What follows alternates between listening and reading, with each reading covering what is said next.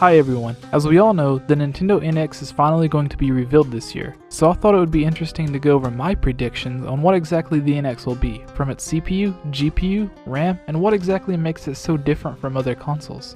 I also have a video on 10 launch titles I think we can expect for the Nintendo NX. Be sure to click here and watch that video after this one. Now, I know a lot of you are saying Nintendo told us that the NX is not going to be a successor of the Wii U or the 3DS, and it's going to be a third platform and support would continue on the Wii U and 3DS. And to that, I say this is half true. Remember, they said this exact same thing about the Nintendo DS, because the Game Boy Advance had only been out for a few short years and they didn't want to piss off the fans who had spent money on it. As we know now, even though Nintendo said the DS wasn't a Game Boy Advance successor, that was a straight up lie. As for supporting the older consoles, well, think about it. Nintendo Wii, yes, the Wii, not the Wii U, games are still releasing for it. Remember, Pokemon Black and White 2 launched on the DS even though the more powerful 3DS had already been launched, so they continued to support the DS after the new console was out, even though the 3DS was the obvious successor. So saying something is a true successor or not a successor doesn't mean they're going to stop making games for it. On top of that, an identical situation is with the PS4 and the Xbox One. Even though they are the new, more powerful consoles, we still get games being developed and released for the old 360 and PS3 consoles, and we will probably still see games released for the next few years on these consoles. So even if Nintendo did come out and say yes, the NX is a true successor to the Wii U or the 3DS, that still doesn't mean they would stop support automatically. Companies never stop supporting a console just because the next one has come out. They always continue to support it for at least a few more years. Now, the big rumor on the NX or Nintendo Cross is that it will be a mix or cross between the handheld and home console. If any of you are familiar with the Remote Play feature between PlayStation 4 and the PlayStation Vita, this is a similar concept.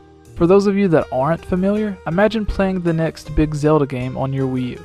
You have to leave to go somewhere, but you want to keep playing. Well, as long as you have Wi-Fi at the place you're going, whether it be a friend's house, work, library, or wherever, you'll be able to take your gamepad with you and still play your game. With the actual console and the gamepad both connected to Wi-Fi, the gamepad will stream the video from your console at home onto the screen of the gamepad. Similar to if the gamepad for the Wii U could just simply connect to the Wii U via Wi-Fi, instead of whatever proprietary software the Wii U is using currently.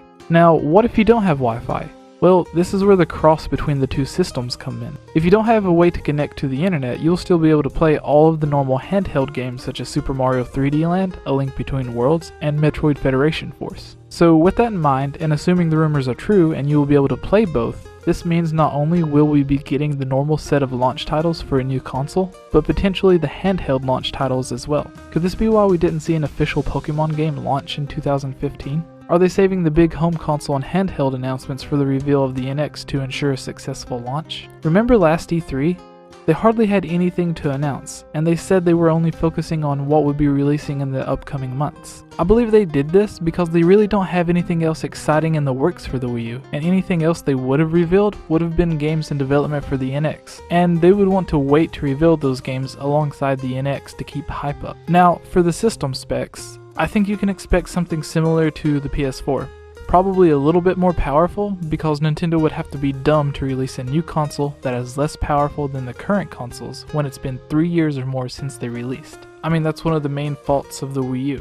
The fact that third-party developers would have to make dumbed-down versions of their games to release it on the Wii U. You can't have the same amount of detail on the Wii U as you can on the PS4, and with most gamers only worried about the more powerful console, it would just make sense. I think it will have a similar 8-core CPU by AMD. We've seen rumors that they will have brand new top-of-the-line tech, but I think that means that it will just be a newer version of an 8-core CPU. I think it will have 8GB of the same type of GDDR5 RAM, 500GB of storage, but I think that will likely change in the future to 1TB or more as time goes on. But the real power will come from the GPU.